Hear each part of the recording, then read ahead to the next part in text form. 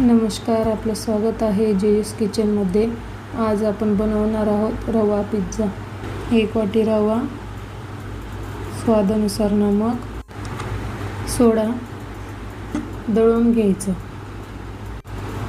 दळून झाल्यानंतर 1 वाटी दही, थोडे थोडे पाणी टाकून मिक्स करून घ्यायचं। पीठ भिजून घ्या। पीठ भिजून झाल्यानंतर 10-20 मिनिटं झाकून ठेवा। कांदा, टोमॅटो, शिमला मिरची कापून घ्यायचं। पिठाचे छोटे गोळे तोडून घ्यायचे। छानपैकी लाटून घ्यायचं।